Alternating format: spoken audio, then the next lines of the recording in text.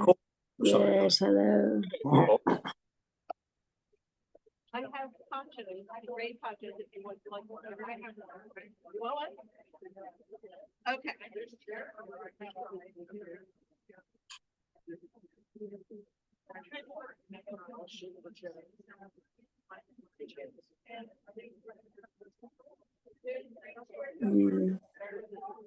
All right, folks. They can't see me. I can see they? them. Then Oh. Yeah.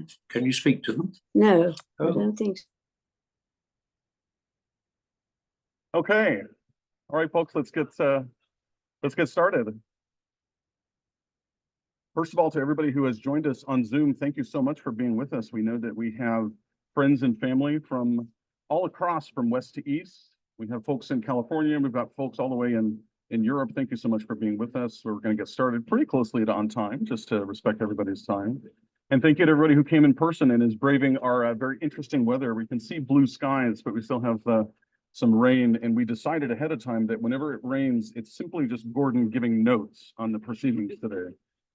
We did not give him the chance to approve this, and so he may come in with some divine intervention. We want to say thank you to everybody for being here. Thank you also to Alice and Geoffrey. Alice and Geoffrey are dear friends of Mort and Gordon. They actually met in Ireland, and Alice can tell you a little bit of that story when she shares a few words about Gordon today. But we're in their courtyard. This is a kind of a little secret gem of New York, and we're so glad that they shared this with us. More volume? Okay, give us a second. Let me get my tech guy on it.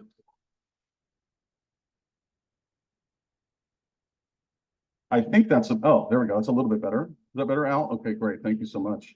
And if there is a little bit of room over here by RJ. If you wave a little bit, there's a little bit of standing room potentially if anybody wants to come up. I know the umbrellas might be blocking some view, but we'll kind of make our best of it here today. Louder. I think that's all that we have for this little mic session.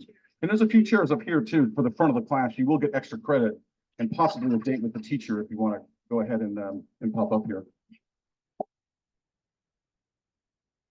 Can you hear okay a little bit in the back?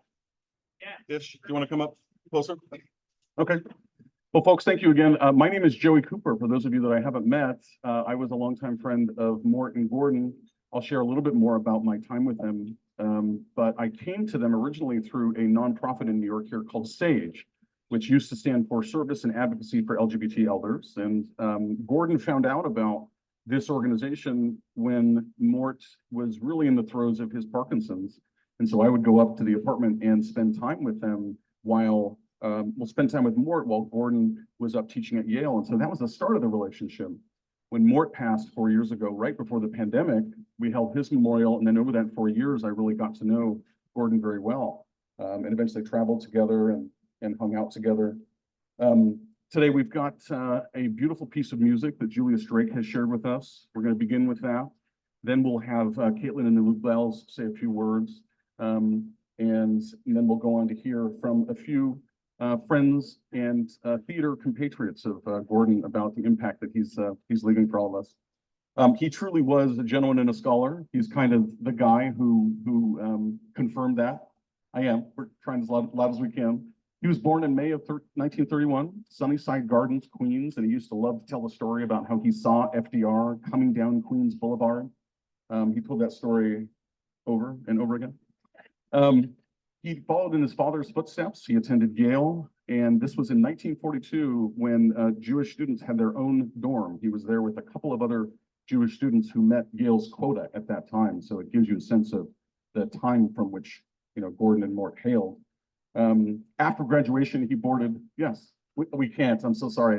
That's as much as this has. Yeah. So we're just trying to work out the volume in the room here, folks. But please come up. It's not very hot, so please feel free to nestle together. He went on the Queen Mary 2, and afterwards we'll show a slideshow where you can see him on that boat in the 50s. He looks fabulous, and he was an Anglophile. He really wanted to be a man of the English arts and drama, and so that time in London was very formative for him. He came back to New York and again was part of acting history when he joined the Actors Studio as an administrative director with Lee Strasberg, Cheryl Crawford, and Elia Kazan way back then. And there's some fabulous photos of him during that time. So from the minute he graduated, he was part of theater history. He was a dramaturg, New York and abroad. He was a critic for the Village Voice. We were talking to one of his former colleagues here today. He wrote for the New Republic, The Nation, Theater Magazine, and then he wrote a collection of his pieces called Vanishing Acts, which is outstanding. He met and fell in love with Mort, and they shared adventures that crossed continents in Massachusetts here, in Italy, and in Ireland. There's a big Ireland contingent here, and again, Alice will share some of their special times that they had together. After Mort passed, Gordon sat down to the computer, and I spent a lot of time with him back then. And he put all of that energy into a 400-page memoir, which is really incredible, to chart not only his personal but professional journeys as well. And we thought we would end today by having Alice read all 383 pages of the memoir. We'll be done by midnight for your Ubers. He talked about how theater was his bride, but music was his mistress. And later in life, he really shifted to experiencing as much music as he could. I mean, if he could walk, we were at Carnegie Hall for the Met Opera. And in a couple of months, a group of us are going to take his ashes to Ireland, to this beautiful southwestern kind of seascape. Alice and Geoffrey are going to lead the charge, and that's where Mort rests, and that's where Gordon will rest as well at the end of today. We pray it's a beautiful day that day and no Irish rain, although we might be having good luck tonight. You know, because of his love of music, he got to know many professional musicians, including Julius Drake, Ian Bostridge, Gerald Finley. Julius lives in the UK and is one of the finest instrumentalists in his field. He has performed in London, in Amsterdam, all around the world. He holds a professorship in Austria, and he is regularly invited to give master classes all over the world. So the piece of music that we're going to hear features him as well as acclaimed Canadian bass baritone Gerald Finley. He's a Grammy Award-winning singer, dramatic interpreter of our time, and he has an extensive career devoted to the complete spectrum of vocal arts, working with great composers, orchestras, and conductors. So we think that it would be fitting and hopefully approvable by Gordon that we begin today with a little bit of music.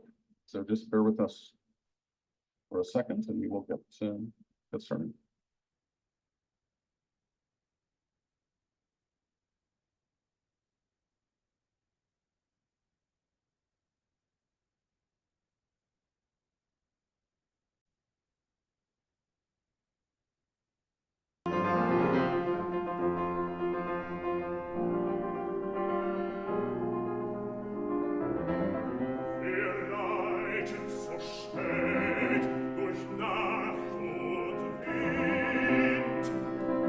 Imagine it in your mind.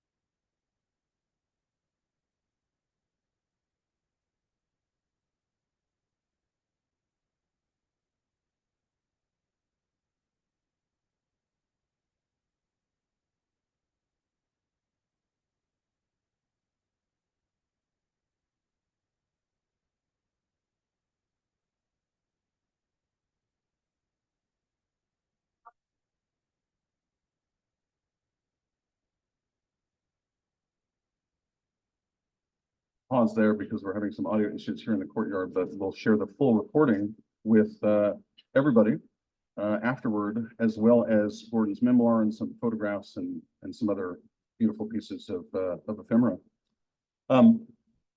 Gordon leaves behind a really fun and loving family. And now we'd like to share the floor with them and invite Caitlin to come up and say a few words on behalf of the Lubells. And I think the dad's going to join her.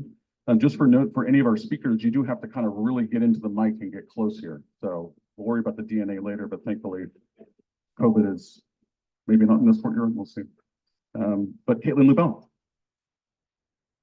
Joey didn't give me a step stool, so. Joey, we're not all as tall as you. Yeah, you guys can't see me at all, but that's okay. Great niece, Katie, Caitlin, really bad at all of this stuff, but I first of all want to say thank you to everybody for coming. He would be so complaining right now about the heat and the rain. I mean, can we all take a minute for that? So thank you for playing some music because that would have cheered him up a little bit. He would have been so mad, but he would have been so happy because Alice and Geoffrey were dear friends and they have provided us this space. So thank you so much, Alice and Geoffrey, for this beautiful space. Hopefully the weather is going to turn around a little bit. And yeah, it's getting blue. I can't thank Joey enough. When the last few years, there's been a crew, Ida, Barbara Danish, Joey, and myself, and we've been taking care of Gordon. I have been participating since he moved back from Ireland. I lived in the city, I had a car, so I would always pick them up and bring them up to Westchester, where we're from, for holidays and city events and things like that. I'm his only sister's granddaughter. That's who I am. This one's daughter, if you can't tell. So I am kind of representing for all the great nieces and nephews, and there's 7 of us. And we didn't have a ton of a relationship with Gordon because they were living in Italy and they were living in Ireland and living these extravagant lives. And I would see them for Christmas. And one day I said, Uncle Gordon and Mort, and my mom said something like, "What do you think Mort is?" And I was like, oh, wow. I was 12 years old. Didn't even think about it. But as I got older, I developed a great relationship with them, and I miss them a lot. And that's all. 92 is amazing, and it was a great life he lived. So this is why I don't do this. There is going to be food after, which was a half-hour delayed. I apologize. Thanks, Cinderella. So please stick around and have some snacks with us. Drink. We have plenty of wine, plenty of bubbles. And I'll let my dad chat. But thank you all for coming. Thank you, Joey, for doing this. I could have never handled all of this. I could have never handled clearing out his apartment myself. And thank you.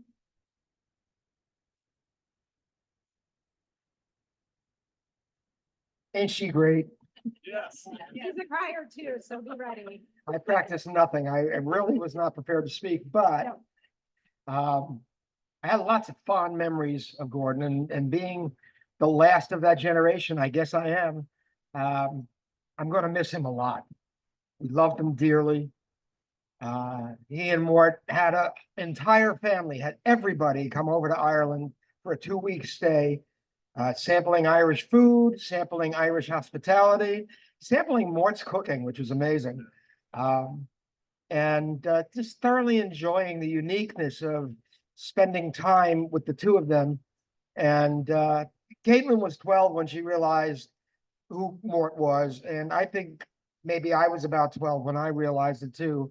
And from that point on, he was my uncle. They were both my uncles, and that's kind of it.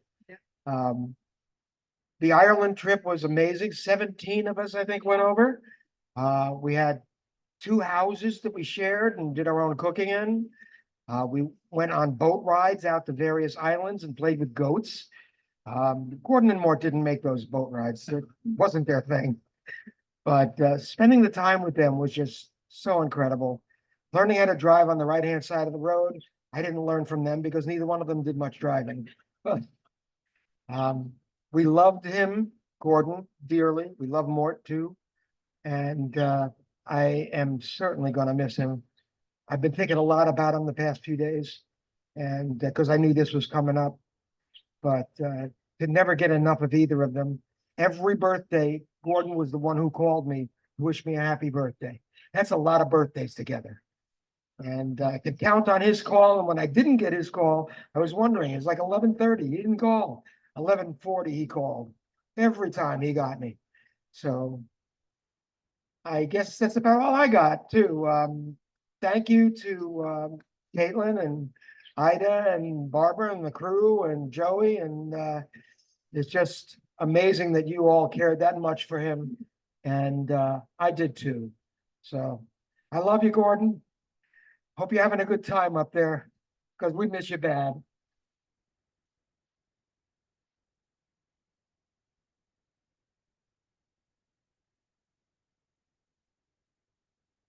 Now is probably a good time to.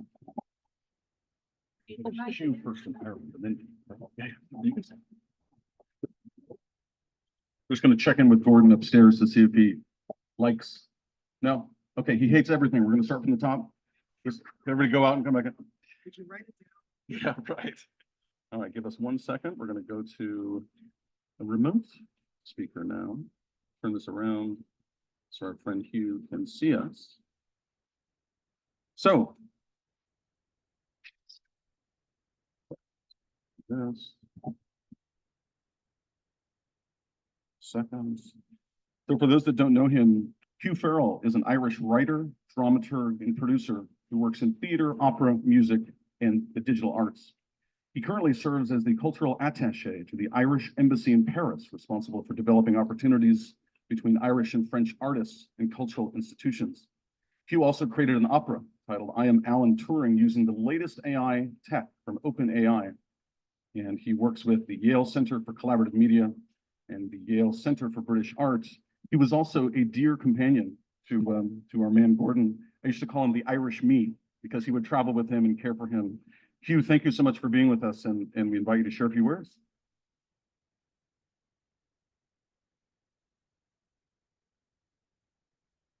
Let's work on our audio here, Hugh.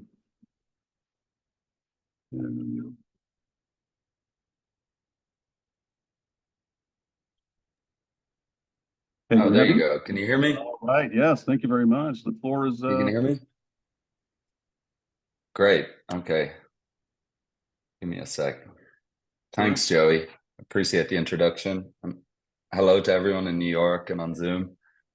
Gordon was my teacher, a mentor, a role model, and friend.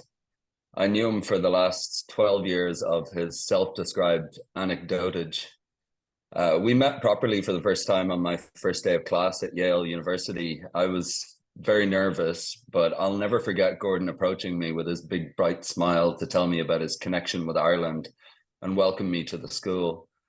He was so kind and charismatic and so at ease with himself that I knew I'd met a special soul. I took Gordon's course on Beckett and his masterclass on Hamlet, and had the privilege of taking his criticism class 3 years in a row. It was during those classes that he didn't so much teach me how to write, but rather to see writing as a way to understand myself. And with his gentle coaxing and wry insights and his attention to details, he gave me the confidence to speak authentically. We stayed in touch after graduation. I'd visit him anytime I was passing through New York. But between those sparse trips, we stayed in touch by email, his famous emails, erudite, full of kindness, curiosity, and encouragement, a real pen pal. It was in those emails that Gordon really shone as a mentor, guiding me gently with helpful advice on art and on life, always with a well-timed story. Slow down, he would remind me often. Slow down. I'm trying my best, Gordon. I describe Gordon as a role model too. I met him in my mid-20s at a time when the chaos of spending my youth in the closet was still taking its toll on me. It was through his relationship with Mort that he was living proof to me that the life I had feared for so long could be filled with love and care and a deep relationship. When Mort sadly passed away during the pandemic, Gordon and I became even closer.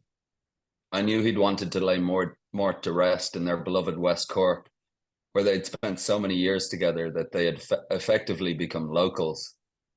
Gordon was a great tour guide, even in my own country, and I don't think there's a Michelin star restaurant left in West Cork that we didn't try. I can still see his eyes light up every time I hear the ring of a crystal wine glass.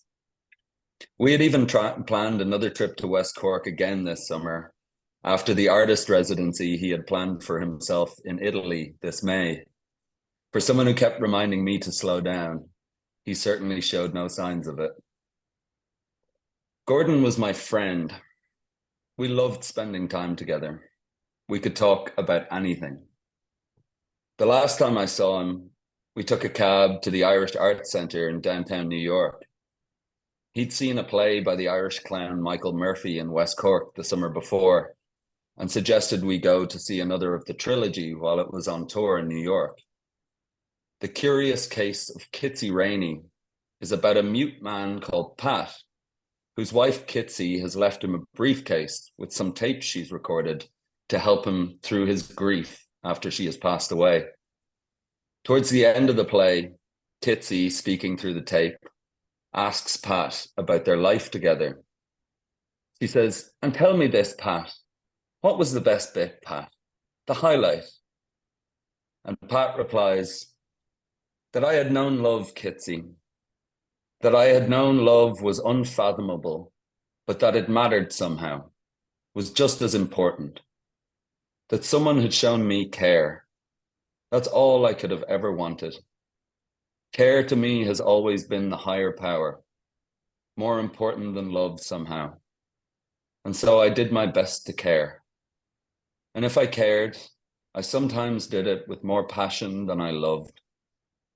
Gordon and I looked at each other after that soliloquy, knowing that care was at the heart of our relationship, the heart of a good friendship, and the essence of a life spent well in art. I miss you, Gordon. Thanks for all the great times. Thanks. Thank you, Gene.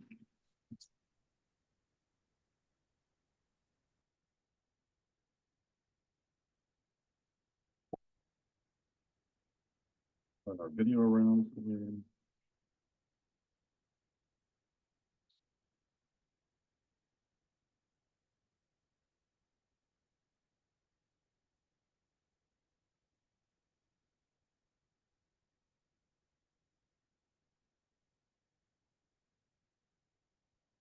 Priscilla Gilman is an American writer and college professor who's written numerous pieces about literature, parenting, education, and autism for many publications, and is an advocate for autistic people and children.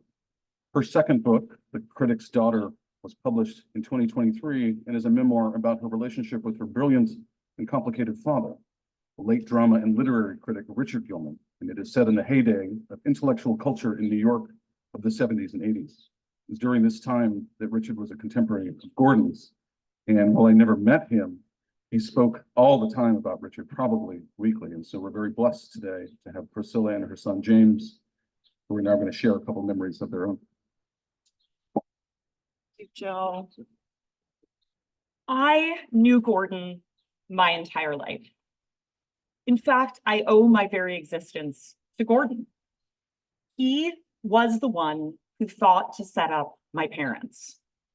My mother, Lynn Nesbitt, was his literary agent in the 60s, and he invited my mother and my father, his good theater buddy, long before Yale. I don't even know how they met, but they were friends back in the early 60s. And he invited them to the Berkshires, to a house that he and Mort had rented. My parents fell in love. They got married. A few years later, Gordon was the best man at their wedding.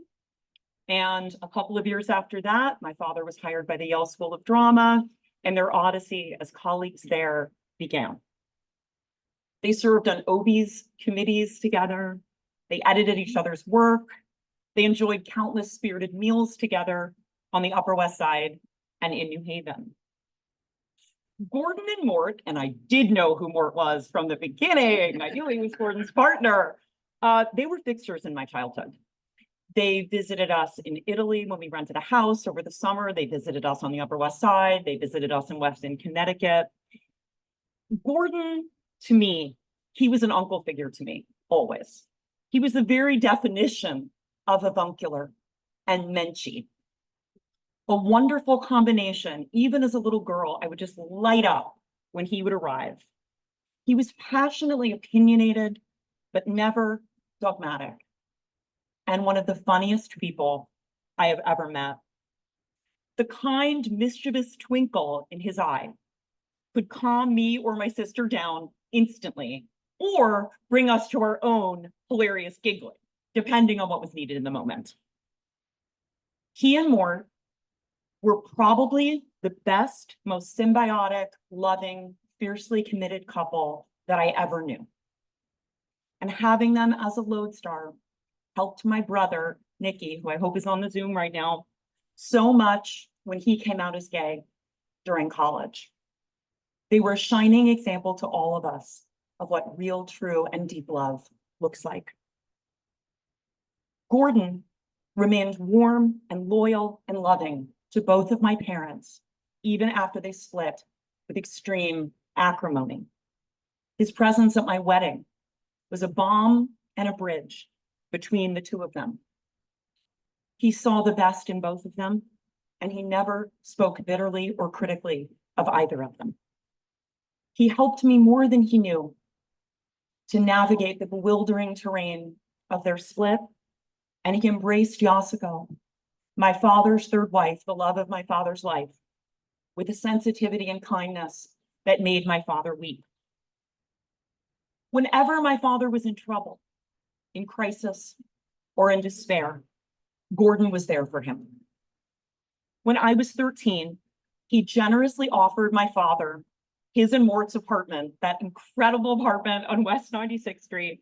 They were spending a year in Ireland, and my father did not have a place where he could have me and my sister for sleepovers.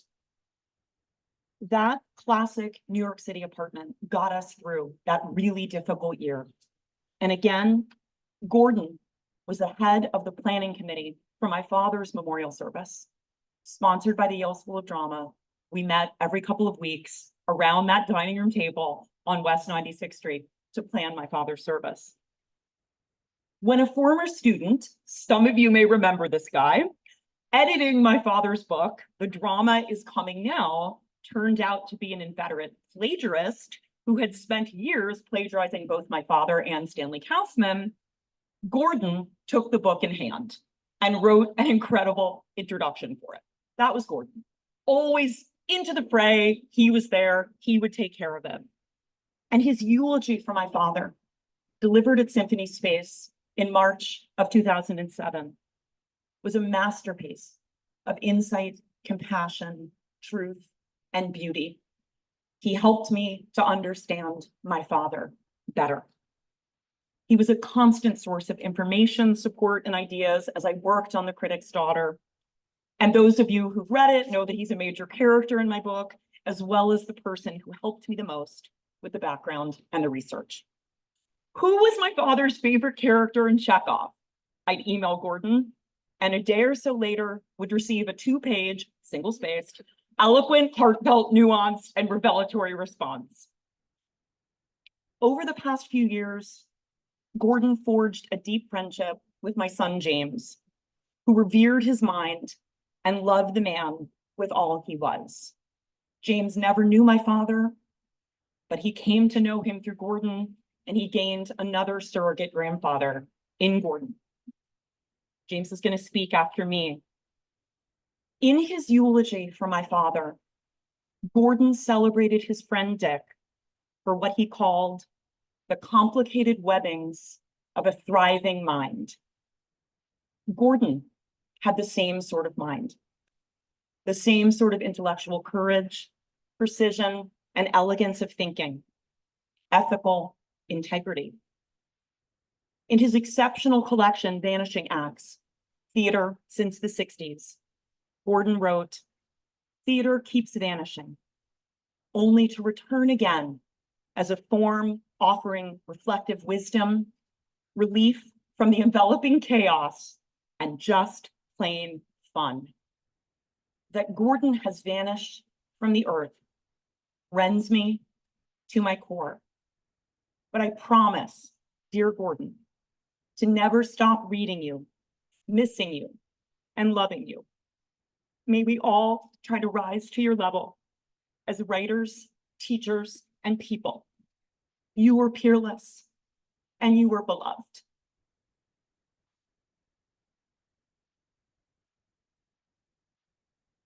Thank you, Priscilla. Next, as she mentioned, we're lucky enough to have Priscilla's son and Richard Gilman grandson, James Prudhomme, who is a student in the humanities and is now going to share with us a few memories of his own. It's time recording.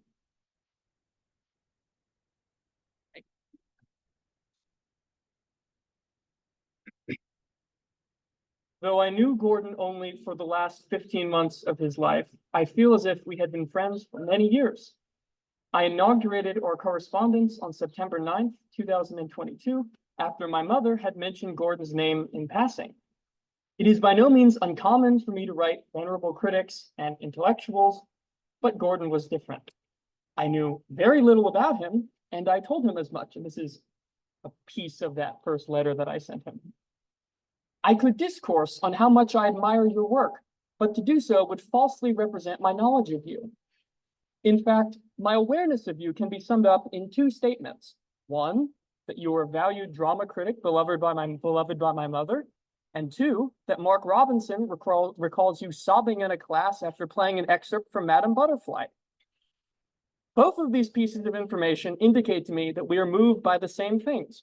I adore the drama I've read, and I too am an opera lover, and I sing, though neither indicates that I possess a great understanding of what Plato might call your quality, your whatness. But a crucial part of life is inquiry, and I'm sure that with time, my unknowing interest will develop into understanding friendship. That's the end of the letter. I am glad to say that my confidence was well-founded. Until his death, we exchanged over 100 letters on a wide variety of subjects: film, drama, opera, pianism, and more, ranging over all these topics, weaving in and out of their specific intricacies and weaving them together in a marvelous tapestry of interest and lifelong love. His great wit and richness of character were ever apparent. When I was able to travel from New Haven to New York, we would see each other for lunch or attend a musical event after dinner at his home. It was on one of these occasions that I first ate mashed potatoes. I hope to keep that experience a singularity in my life, both to preserve the moment of Gordon's role in introducing me to something new and to avoid consuming a food which I by no means like. Of course, I hope to learn more about my maternal grandfather through Gordon. He was the person who introduced my grandparents to one another, and I did. But Gordon was more than the conveyor of atavic spirit. He became something of a surrogate grandfather himself. Intellectually and humanistically, he was a paragon, someone deeply concerned with the intellectual and spiritual well-being of younger generations, and whose example I shall follow, though never dream to match. I once told Gordon that I had been thinking of what I might teach in a survey course on comedy, getting a little bit ahead of myself, but still, and asked for his suggestions. Ever the magnanimous maven, he supplied a marvelous list: Aristophanes, Shakespeare, Johnson, Sheridan, Wilde, Moliere, reminding me not to forget the splendid screwball comedies. I intend to pursue the whole list as another of our intellective adventures with all the enjoyment we always took from these endeavors, as proof of what I learned in commemoration of his devastating absence. To keep close, his final piece of advice: don't forget to have fun.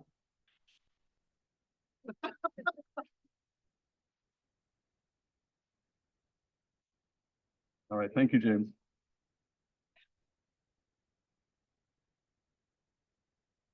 Susan Yankowitz is an award-winning playwright and novelist, and her work encompasses a wide variety of genres, from drama to comedy, opera, and musical theater. She and her husband Herb were very close friends and theater and literary contemporaries of Gordon, and she's going to share a few words now. Thanks, Susan. Thanks. We got this okay. Is that good? Can you hear me? Okay. Sorry, a little close. What happens when you get old? Okay. I just want to say a very few words. Many years ago, I would say 10 or 12 years ago, Gordon asked me if I would say a few words on his behalf at an event. And I said no. I said I didn't know what I would say. I would say I would only be talking about myself. That's what I thought. And now I think that was the point, that Gordon wrote every recommendation for me. Gordon was my dramaturg. He was my friend. He cooked. He stayed with us in Japan. I actually know him from, I believe, 1964 or 1965. Somebody said they didn't know where that relationship between Dick and Gordon had come from. It was the Open Theater. They were both dramaturgs at the same time, very early on, and I think it was 65. So what I realize now, because I think of Gordon about 3 or 4 times a week, just in passing. Oh, I want to tell Gordon that. Oh, that's a restaurant he would like. Oh, I'd like to ask him about Kosi. And now I realize that people are threaded through your life in such a way that it's not always easy to isolate exactly what you want to say about how you feel about them and what they've meant to you. But he remains, I don't know what the warp is and I don't know what the wolf is, but he's both in my life. And so I'm glad you're all here and we all loved him. Now my husband will speak.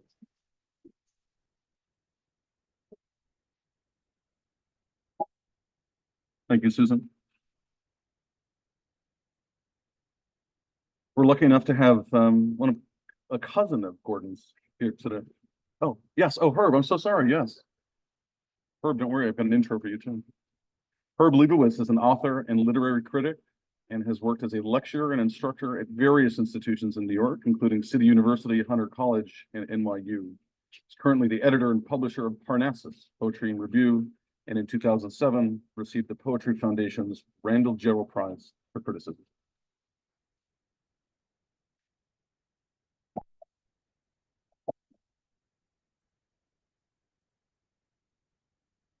Had a reputation as editor of a poetry review for being mean-spirited and sort of capo don, arranging some person to be the literary hitman in order to get at the poet's latest work. But I'm going to talk about very briefly Gordon as a hedonist.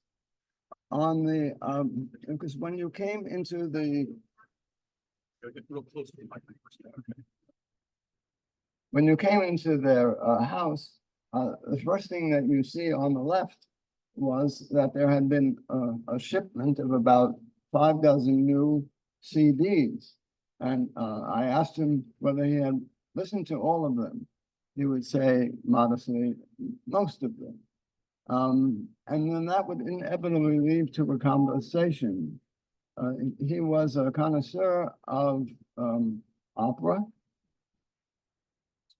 Okay. Back just a little bit, I think. It's a little bit too close. If you move the right foot, just yeah. Thank you. When the pandemic had sort of let up and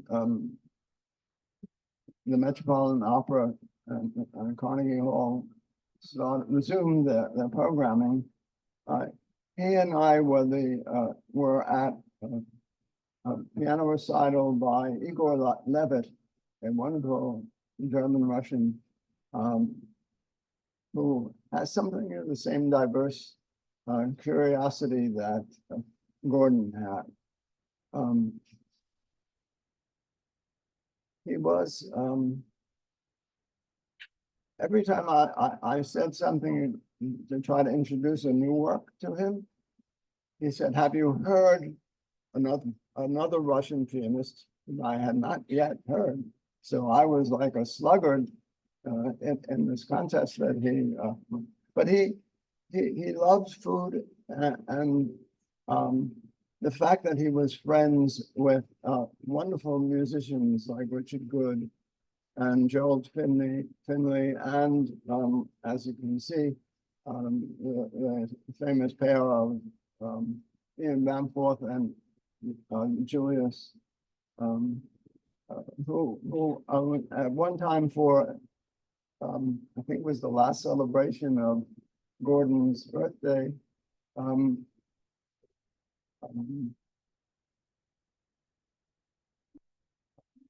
They sang, Ian sang Schubert's Lied, Du bist mein Lied. And it was as if Schubert had just distilled everything that Gordon felt for Mort and Mort for himself. So as an editor, I don't know why I took so long to get him to write for the magazine, but when he was starting his book on late styles, that was a subject that I was incredibly interested in. I had written my dissertation on the early style of Hart Crane. He didn't live long enough to have a late style. But so he wrote two long essays. One was about Verdi's cosmic jokes. Verdi, apparently, according to Gordon, I'm sure he is right about it, did not like German music. He thought Bach was not the model, but Palestrina was. And we saw Falstaff, Susan and I, a couple of weeks ago, and the Falstaff was played by a German. And I must say that he just did not have the kind of appetite, suggest the appetite for life that Falstaff had. So I thought, and then he wrote one about Richard Strauss, the cheerful laboratory of Richard Strauss. He had a wonderful style. And as an editor, I didn't have to edit anything. It was like he just handed me on one day, and I read it and I said, fine, I might want to move it, but just for appearance sake, that I was doing my job. But so I thought I would give you just one little taste of, and this is about his essay on Falstaff, near the beginning. There was another haunting in Verdi's life. The Italian self-proclaimed avant-garde group who made Verdi their musical enemy for 16 years. Lovers of Baudelaire, absinthe, and various forms of blasphemy, not necessarily in that order. Their musical leader was young Arrigo Boito, calling for a deeper alliance with literature, viewing Verdi's work as a triumph of convention.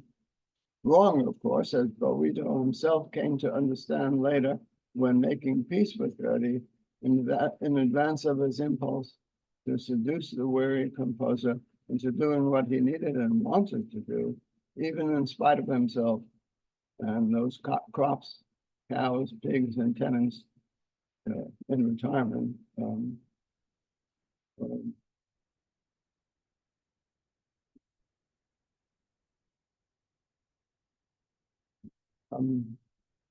It's almost too easy to see their odd alliance as preordained in the way sons make gradual peace with fathers. Boito's belligerent youth could take him only so far, while Verdi's incipient weariness, his stately march into old age, was moving him against his instincts into musical silence. If Boito hadn't been poised for the rescue, Verdi would have to be inventing him anyway. Their generational struggle, Verdi, the master melodramatist, Boito, the Wagnerian Ibsenite, before Ibsen, of course, was finally less than Titanic, each moving closer to the other with patient stealth each man showing something the other did not. And Boito wrote the libretto for Otello and Falstaff, The Merry Lives of Windsor. I wish I brought some copies of the two volumes. I have 4, so I'll just put them in a safe place. Turn around, look the other way, and feel free to take it. Thank you.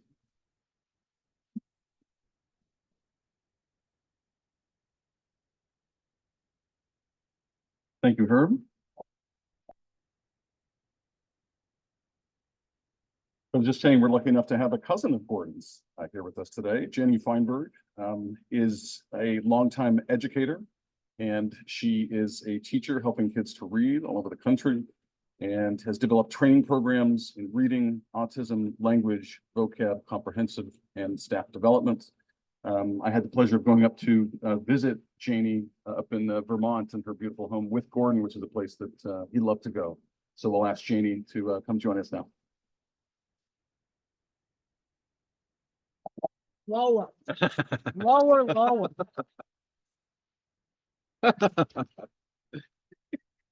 Oh, good. There we go. Yeah, turn this way. I'm shrinking every year. I thought I needed to warn everyone before I started, closer to the mic, my daughter's telling me, that I've reached the age where I cry at insurance commercials. So no one knows where this is going today, but I promise you it takes 4 minutes and 22 seconds, so we're all with it. Good afternoon. My name is Janie Angel Feinberg, and I am Gordon's first cousin. Oh, and I am Gordon's first cousin. Better? Okay. Gordon, by the way, is the last in the line of Rogoffs. There are no other Rogoffs. He's the last, most appropriately. Gordon's father, my Uncle Barney, and my mother, Gordon's Aunt Mildred, were brother and sister. There was another member of the sibling triumvirate, as we used to call them, my Aunt Anna, who gave birth to my cousin Roy, whom we all love very much and is zooming in on from Boston here, who is also 93. So there were 5 first cousins, my sister Judy and myself, Gordon and his sister Gwenny, and Roy.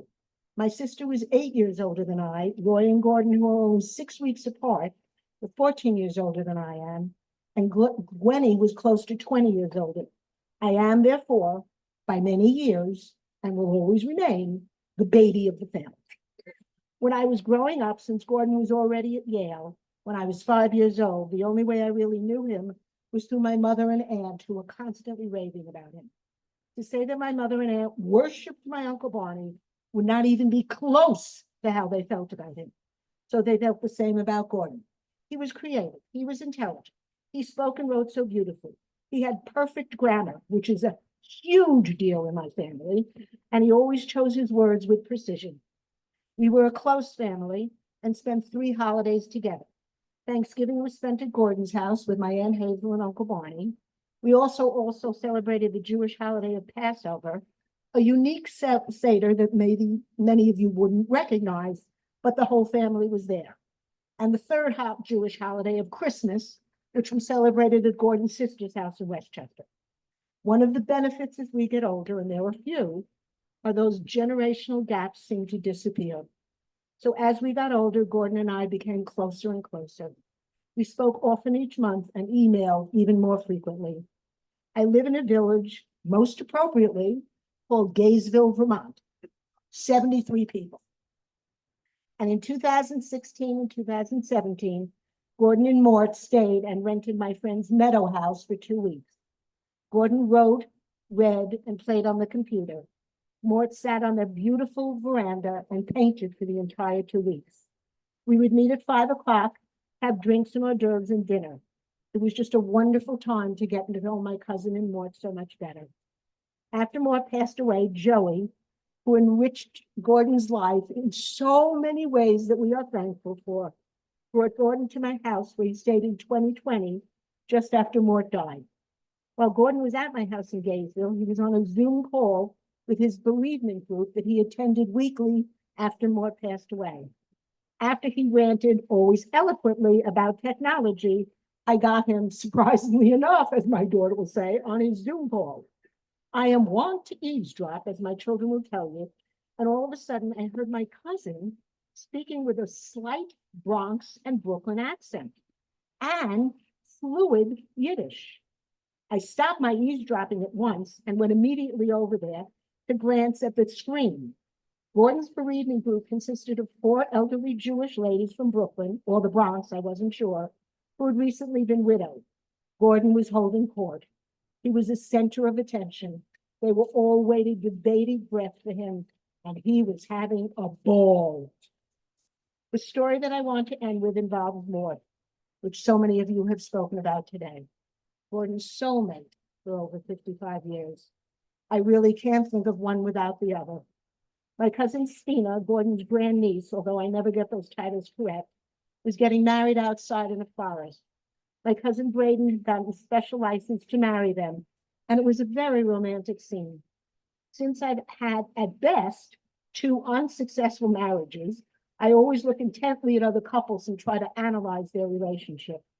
As I gazed around at the people who were there, I saw some couples were together, but even if they weren't, or were, they weren't holding hands. They weren't looking at each other, longingly remembering when they first said their vows.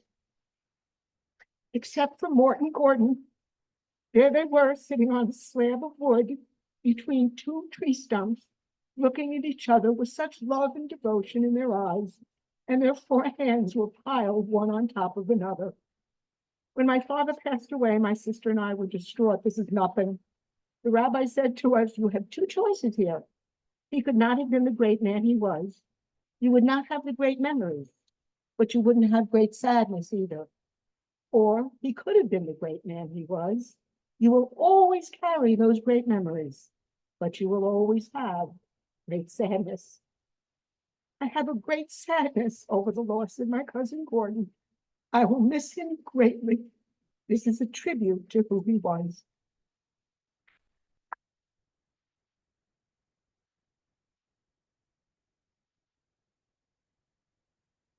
Thanks, Jenny. Alice Carey is an author whose career has spanned modeling, acting, journalism, and education. She has contributed regularly to the Huffington Post, and from the diaries she has kept since age 12, now working on her 3rd book in a series that traces her life from Ireland to New York and back again, the first 2 books being I Know It When I'll See It and Manhattan to West Cork. As we mentioned earlier, too, she is the resident of this beautiful home and courtyard with Geoffrey, and we thought it fitting to ask her to share a few words.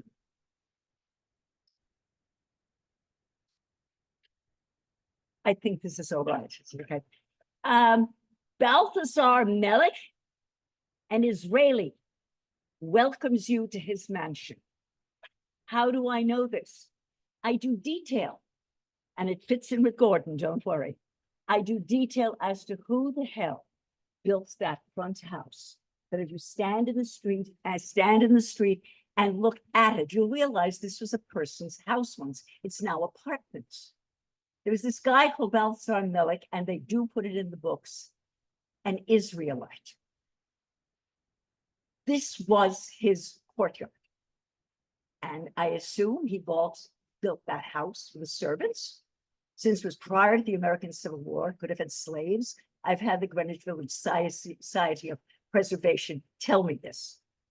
So, isn't it wonderful that here we are celebrating Gordon's life and Mort's life, because Mort really didn't have a memorial because of the plague and the panic or whatever the hell it all was. Isn't it wonderful that we can be here and celebrate their life that on these very slates of clay, possibly this Israelite, as they put it in the book, walked on. So I want you to think about that, and then I will talk about Gordon and Morton right now. I think their contribution to the gay community that my husband worked at for years at Gay Men's Health Crisis, and I was a volunteer and other gay crises, is that they never actually said anything about being gay. In fact, I think when Geoffrey and I would appear at a big party there, I think we're afraid Geoffrey would God and say, what, and I'd say something, and they'd go, I hope the two of them would shut up. But the point is, when they came to Ireland, not knowing what they were doing for the gay community by being these two, in quotes, as they call them in Ireland, bachelors. Two bachelors, yes, two bachelors have moved to Durris. That's where they live. That's where we have the house. They actually, without saying a word, they'd show up, you know, at the supermarket, the two of them, be pushing the cart around, and their great friend, Fred Astaire's daughter, Ava, a really fabulous woman. She'd give these gigantic parties, and they'd arrive, you know, they'd arrive together, but God forbid they never said anything about being gay, except you could read it on their faces. What was wonderful is that they stayed there. They never, in quotes, came out. I think Geoffrey sometimes would frighten the hell out of them, much less me. But they did in Ireland to people who possibly beyond some priest that they never knew could be gay. They finally put a good face on two men, long-standing couples, one tall, one short, both kind of in the arts. Gordon, of course, in theater, books, and a painter, really a painter. Oh, come on. My son paints, you know what I mean? People do think that way. But they actually put a civilized face on this. And for that, I think they did a tremendous service to at least our little village of Durris, outside of the great, lovely little town of Bantry, in the biggest county in Ireland called Cork. I salute them both, wherever they are right now, as the Irish again say, in the vast beyond. That's another Irish expression. They're there in the vast beyond, and we are still here in Balthazar Mellick's, God bless him too, whatever the hell he was, his courtyard. To them, I give a round of applause. Oh.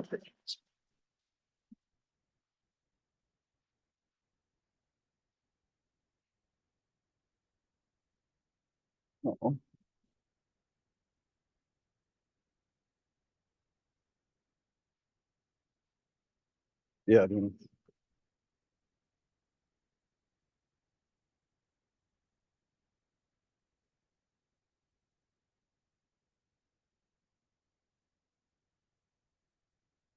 thank you.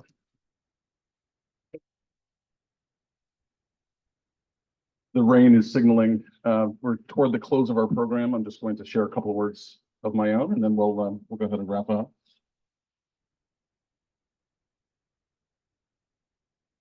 We've heard a lot of great literary traditions today, and Gordon loved a great many writers. One of them was Oscar Wilde, who wrote that friendship is more tragic than love because it lasts longer.